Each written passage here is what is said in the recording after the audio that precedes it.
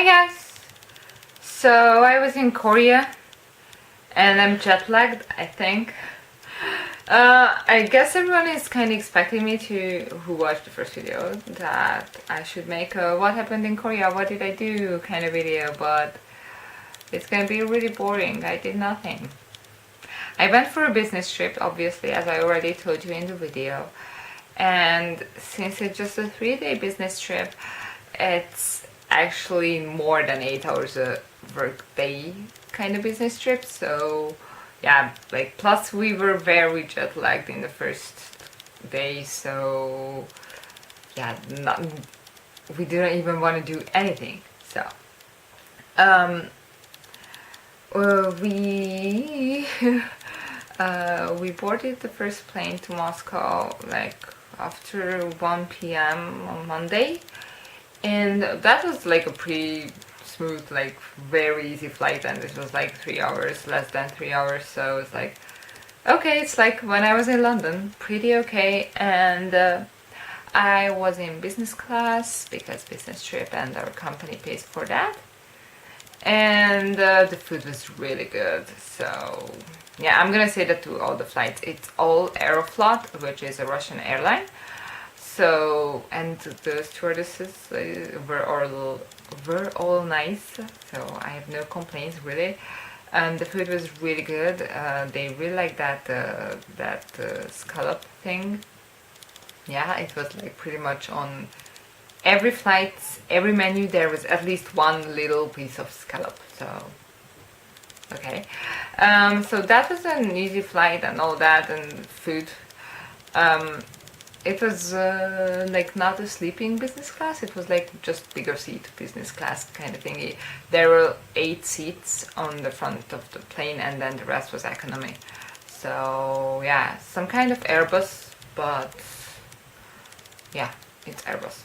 And then like the transfer in Moscow was pretty like 4 hours or more. So I was like, So we had to go to the priority lounge thingy.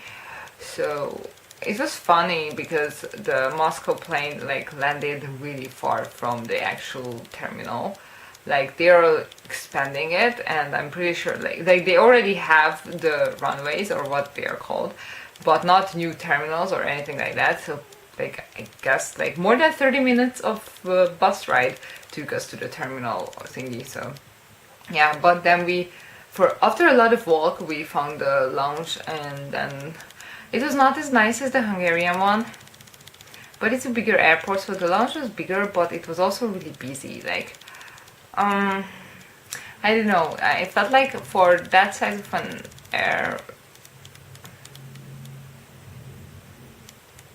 airport it should have a bigger priority lounge, or like I don't know what it's called, I forgot, I don't care. And then like pretty late at night, like around 9 or something, I don't know, I forgot. No, maybe earlier, we boarded the second plane which went to Seoul from Moscow. It was a Boeing, and it's a much bigger one, so it doesn't have like just one middle walk thingy and then 2 sides the seats.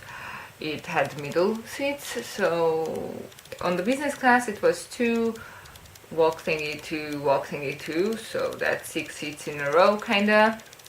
Those were the ones that you can make a bed kinda. So this was a nice plane. And behind that, I think it had like I don't know, not exactly economy, but it was like similar to the one that we were on the Budapest to Moscow plane. Like it's bigger seats, but not you can't lay down, so that kind of. And behind that there was economy. So it was a pretty big plane, not the biggest obviously.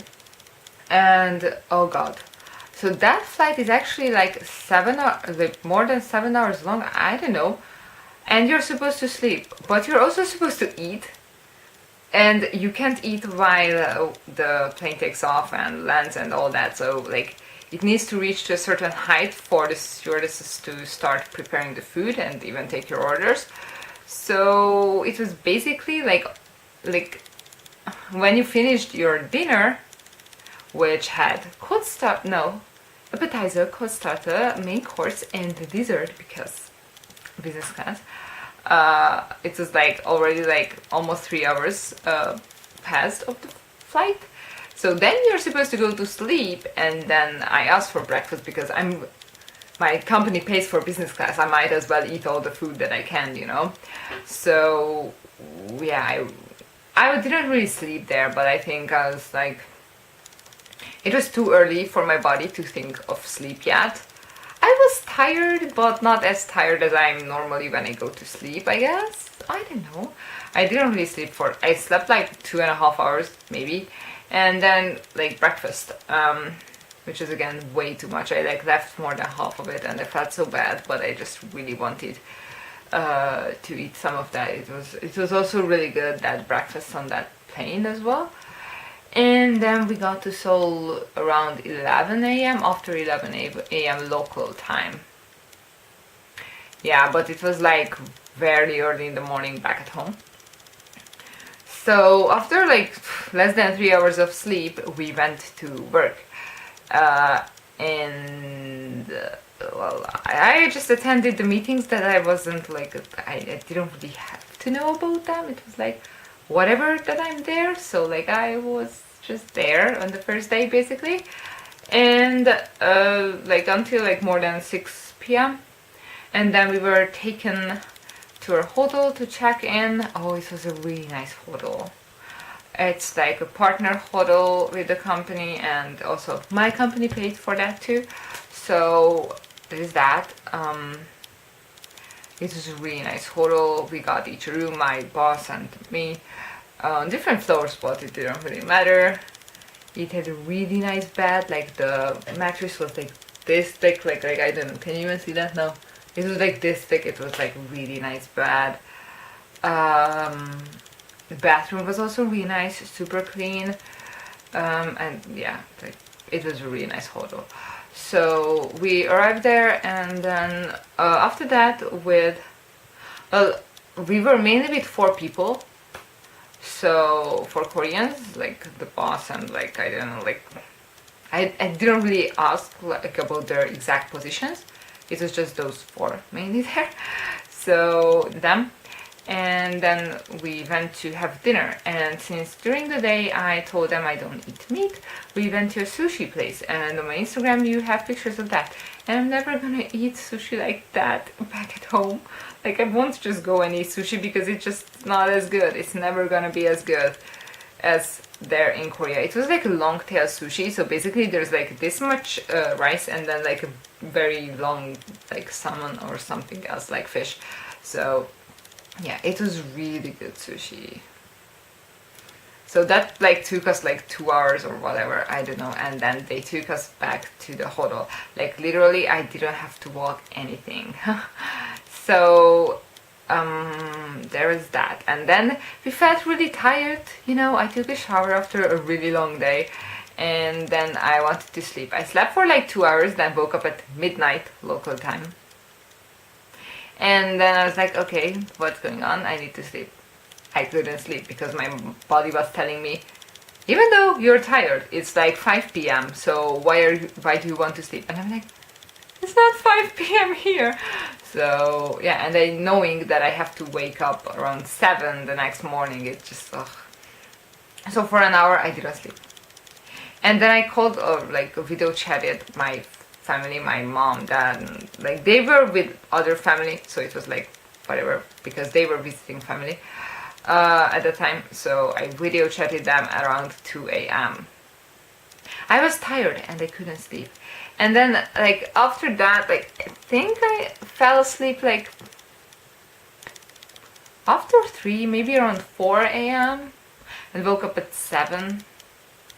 Yeah, it's like so that was 5 hours of sleep, and the before night on the plane I slept like 2 hours.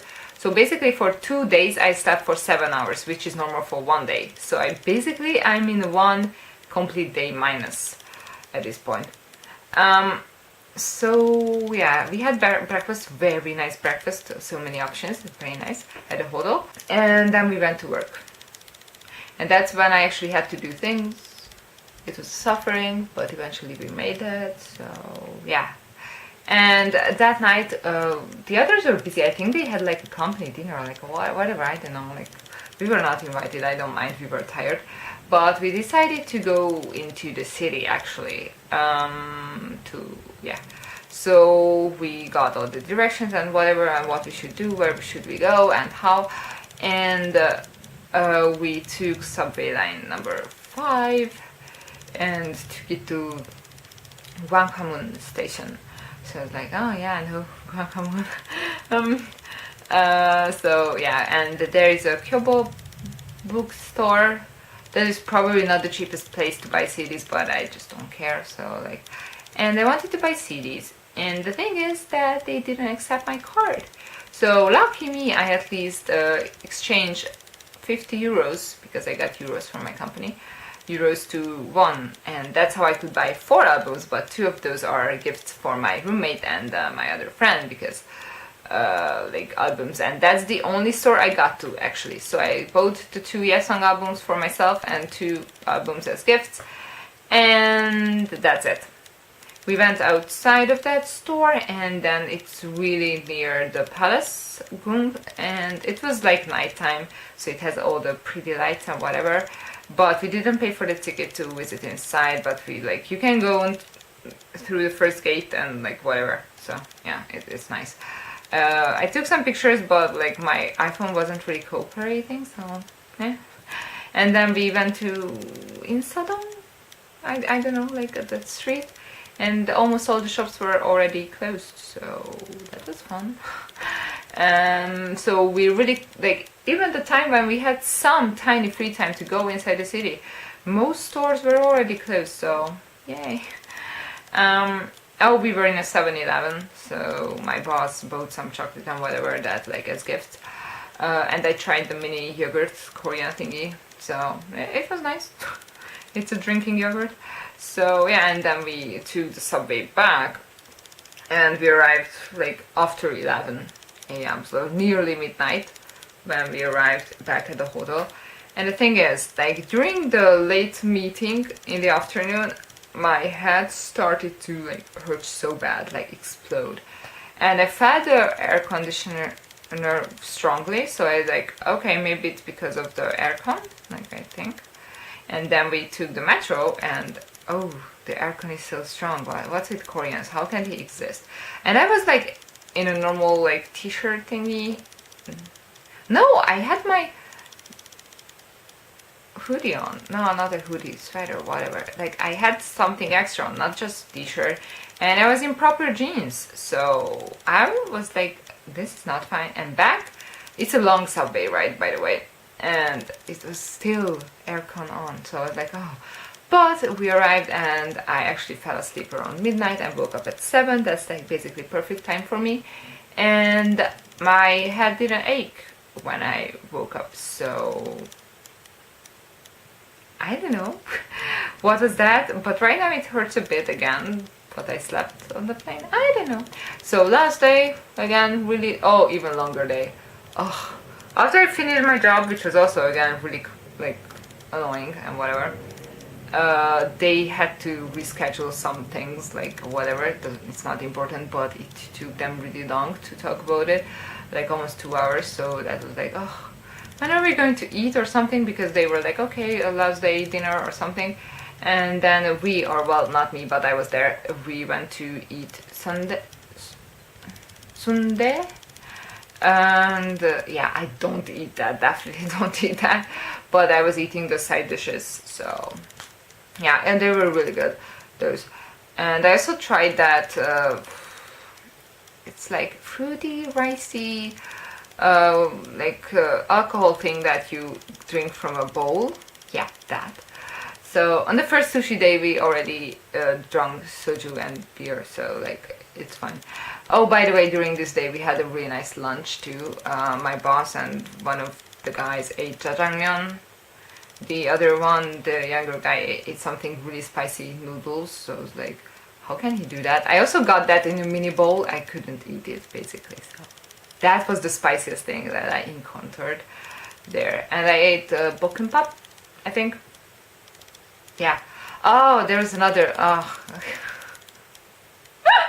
Jet lag is fun. So, um, in the middle day, I had kimbap, like self-made kimbap at the canteen. So like I got all the things to put in and just made them myself, like a tiny kimbaps, and I could eat that. That was my lunch for the second day. And yeah, the last day, third day, was when we went out and others ate jajangmyeon. I ate bokimbap. Yeah, that. And then our plane, and then we got taken to the airport by a driver, and then our plane left Seoul nearly at 2 a.m. It was an Airbus this time.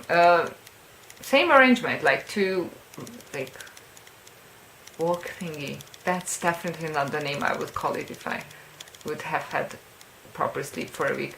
Then two, like, chairs and walk thingy, two chairs. That thing, but it was not as a big plane. Like, it was a big plane, definitely, but maybe a bit more narrow.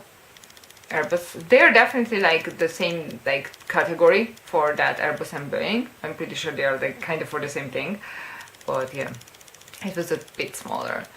And started to eat my dinner. Okay, cold starter, no, appetizer, cold starter, and I was like, I can't even finish this. And then I told the stewardess that please don't bring the main course, it's like waste. And then I just wanted the dessert, but I was like already half sleeping while eating that dessert. And then I went to brush my teeth and like I slept in like 5 minutes after, like, and then I just woke up and like the announcement that we are starting to descend, like what? Yeah, that was made. So, and as a breakfast, I ate the breakfast dessert, so yeah. It was really nice. Those desserts on Aeroflot were really good. So yeah, I ate that as a mini breakfast because on the second plane from Moscow to Seoul, Moscow to Budapest, there was again a breakfast. So I would have had two breakfasts, and there I actually ate. Well, I didn't eat the appetizer because it was meat basically, but I ate the proper breakfast and the dessert. What was that dessert? I don't remember. No, there was no dessert there. Oh. There is yogurt. That yogurt is really nice. And I had jam and bread and like mini bread. It was really cute. So the food is really good on Aeroflot. I basically talked about that. So you can look at the pictures on my Instagram of that too. So yeah, there's that. And like basically I told you a really boring story of how nothing happened. But the very good part of it and why I actually want to go back, and I wanted these guys to come to Hungary sometime, I don't know, as the project goes, probably it's gonna be like my company who goes to Korea and not them coming to Hungary, but yeah. So they were all really nice. I mean, they are the supplier and we are like the higher level company in this situation, but still they were really nice, and like their English is not perfect, like yeah, but it didn't really matter honestly, because like they said, okay, we don't understand, and they're like, okay, then we have to repeat and try to explain. And throughout, like most of the first day, I didn't let them know anything that I actually like know a bit of Korean. So like, I just started to like, I turned the name cards, or what they are called, like business cards. One side is in English and the other is in Korean. So it's like, some of them had English names, so like they gave themselves English names. But like, and in one of the breaks, I asked the one who actually speaks the best English, I think. Out of the four of them, like in with his real Korean name, like his actual Korean name. It's like, oh, how do you know? And I'm like, oh, I know how to read. It's easy. And like from that point on, like Koreans are so easily amazed. Like they are actually really like they have this bright mood that my country's people don't have at all. So they are just so happy that you know things about them and their culture, kinda. Like, and you know a word already, and it's like not just 감사합니다 and 안녕하세요, not just those. They're like so impressed, and it's like fills you up with energy as well, how they are reacting to that. Like their reactions just makes you really happy. And it's like I had a really good time talking to them. And then on the first night I actually apologized to my boss that maybe I was talking a bit too much with them without him understanding it, not in Korean but about things that he didn't understand. So but he was like, oh no, okay, it's like at least you entertained them and like they really had a great time, and that's great. So I'm like, oh yay. So it is so funny because they're all different age and all that. Like some know about K-pop idols, some don't know at all. One of the dads knows about it because young daughter likes watching music shows and all that. So like it was really fun and different. Oh, but we also talked about dramas. Even the ones that didn't know about anything about idols still knew about pretty much all the dramas that I mentioned. So these are like guys in their 40s, I guess, so maybe 50s, I don't know, but they know about dramas properly. So it's really a common thing to, I guess, to watch dramas there. Like I was like not like, oh, of course I told them that Kung is my favorite and all that, but like I randomly mentioned dramas and like, oh, they know, and I'm like, oh. And they really knew about the extras and all that, so like it was fun. And it was so random when I randomly understood mini conversations, and they were like, I was like, okay, I understood that, and like, what? And the last day they even asked me, two of them, to translate what I just think I understood, and I was like, and they were like, I was like, what? Like it was really simple actually. They were like, oh, I don't know where to eat yet. Okay, but who cares? Just let's start going. And they were like talking about that. And first he asked if he's ready and whatever. So actually, it was very nice. Actually, it was very interesting to experience how much the age culture is actually a thing. Like there is a maknae. He's still older than me, but like I felt like he's more my age, even though he's 5 years older than me. So like he was doing the things like he had to bring the coffee and all that. Like if the snacks were out, he had to refill them and all that. Like he was going back and forth a lot of times. Like it was like when we were at the dinner place, he was the one who prepared the chopsticks and all that. Like it's like, oh, like it's so sad but also like interesting. And like, and I kept asking like, and he was like, okay, like pretty soon there's gonna be someone younger than him, so so he's not gonna be the maknae forever. So maknae forever. So that's nice. So I guess it was just, I really had a fun time talking to them, really. Though like I do think I know more about Korean things as regular K-pop fans in a way. Like I more know idols. I'm very well informed in dramas, and I actually know expressions well, and not just the very basic ones. Basically, people go there with knowing only how to greet people and how to thank things. That's it. So I knew more than that, and I was actually surprised myself how much I understood. It wasn't really a lot, but like it was surprising that my brain could put things together when it really tried. Like I had to keep like close attention, but like it was nice that I'm actually definitely not at like a just started learning level, even though I don't actually learn, but it was fun to know. So yeah, this is a long video, I don't want to edit it. Yeah, thank you for watching, bye.